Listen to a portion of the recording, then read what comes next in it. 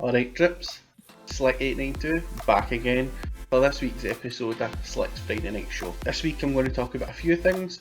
I'm going to start off by talking about my PC setup for streaming and what specs I am currently running. I'm then going to talk about the new Activision Warzone update, and some people are saying they've ruined the game again. Do we agree with that? We'll find out. Last up, we'll be sharing a few moments over the last few weeks that have made me realise how savage kids really can be. But let's just get straight to it.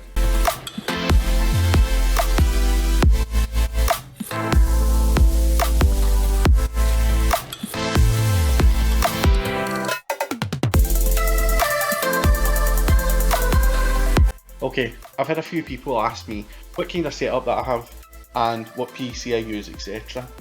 The answer could actually shock a lot of people that know what they're talking about, because what I'm currently running you can get really cheap, and it's amazing how versatile it can run and how well it can run even today with like modern specs. First things first, I don't use a GPU. That's right, no graphics card whatsoever. I don't game on my PC, so I don't need it. So it saves me, one, a lot of money, and two, a lot of hassle. I've always been a console gamer, so this just suits me a lot better because I don't play any games actually on my PC. I only use it for recording video and streaming what I'm playing. System wise, I'm currently using an Aerocool RGB LED Streak case. Internally I have an Asus Prime H320 R 2.0 revision motherboard, something along these lines. And I have 2x4GB Corsair Vengeance 2400 MHz DDR4 RAM. I am running an Intel i3 A100, which is quite old, but still does the job for what I need it. And a very basic 300 watt power supply that I don't even think has a brand on it at the moment, but I am looking to upgrade that to something a bit more reliable. Now, I know I said I don't have a GPU, but I am running an old Nvidia P2000. The only use I have for that is to take some strain off the CPU while I'm watching video and streaming at the same time, because some things like to have my stream on in the background while I'm also streaming live. I would say it's not too much advantage, it is only 1GB card. Now where I spend most of my money? Storage. I have quite a lot of hard drives and SSDs. I currently have a 120GB Kingston SSD that solely runs my operating system. Everything that I record, broadcast, stream live is all saved and backed up. So I currently have 4 500GB hard drives, and I have 2 1TB mini SSD hard drives. You know, the little mechanical ones you get out of like a laptop or something like that. I don't need to save everything that I stream and record, but it's good practice. And what I mean by that is it's a good practice to continue doing, because you've always got the footage there in case something goes wrong and gets deleted from somewhere. At least you can re-upload it. All in all, you can build this system now for about £250, which isn't much money at all. That's not including a monitor, but you can grab a second-hand monitor for less than what, £30, and you're away, you're good to go. Now, it is worth mentioning that the Intel i3 is quite old, so you can't buy it brand new, but you can still grab it on eBay second-hand for about £100, which is still a bargain. Now, I don't want to make anyone jealous, but I did get this PC as a hand-me-down from my little brother, so I didn't technically pay for a lot of these parts. He got a custom-built gaming PC for his birthday, so I called dibs on his old system, because I knew that it was perfectly capable of doing what I needed it to do. All I did was upgrade the RAM and all the storage. Everything else was there as it came. And even though the age of the PC and the components, can still stream at full 1080 HD, with maxing out at about 90% CPU usage. Now, I don't like to run it that harsh, so I do usually stream at 720, just to drop the CPU down to about 70%. Just to be on the safe side so I don't drop any frames. And streaming wise, things like my webcam, my boom mic, and my headset are all things that are bought nice and cheap off Amazon, including my capture cards and all my Ethernet cables, and I don't know, give or take between £10 to £30 for all different things. Not overly expensive, but I didn't want to cheap out completely. And software wise, I am probably about an average of £10 a month, because I use XSplit Broadcaster for my licenses, and also I use NCH VideoPad for all my video editing. That's just personal preference. There is other ones out there, and there's also ones that are completely free. I have always preferred these ones to use. And in order to capture the footage from my Xbox One to my PC, I use a HDMI splitter, which has one connection running to my PC with a capture card and another one to my Xbox from my TV, so I can watch it in real time. And I think that splitter cost me about £15–20. Never had an issue with it, and I've never had an issue with the capture card, which was probably only about £10–15 as well. I will also say I do have backup PCs. I have a backup workstation that was given to me. That was actually free as well, but hey, don't hate. And I also have bought spare parts.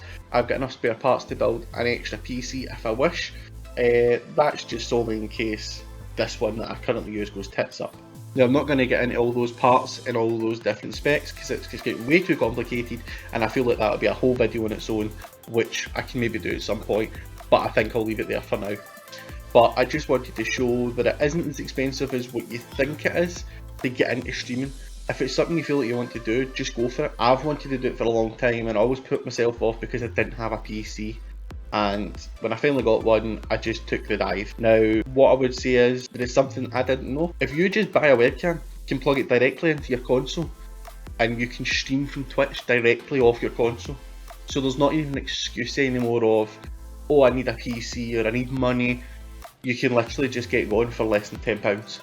And if that's what you want to give it a try, guys, there's nothing holding you back. But on the subject of money, how would you like to win £100 cash? Remember, I've still got my month's giveaway, which is on my last episode on YouTube. So if you want to go and click on it, watch, like, subscribe, and share the video for your chance to win £100 this month, and it'll be drawn on the 1st of August. Good luck, guys. Right, so this section is just a wee bit of a mini rant about the latest update on Warzone, because we've had yet another update. Now, I'm lucky, my Xbox downloads them when I'm not online. Fantastic. I have watched so many people not be able to go online because they're waiting on updates, waiting on them downloading. It's relentless. And what I can see from every TikTok gamer who likes to produce these content, they have nerfed almost every gun. I'll literally even include it right here. You can slow that down if you really want to pay attention to it. I'm not getting into it. Now, everybody's saying that, oh, they've ruined the game because they've nerfed all these different guns, taking away different advantages, yada yada yada. There's also been bugs reported already, people respawning into Rebirth with a full loadout from the get-go, which that's quite unfair. And I also even heard about a glitch with someone saying you could have dead silence permanently throughout an entire match if you can activate it from your pre-game lobby loadout.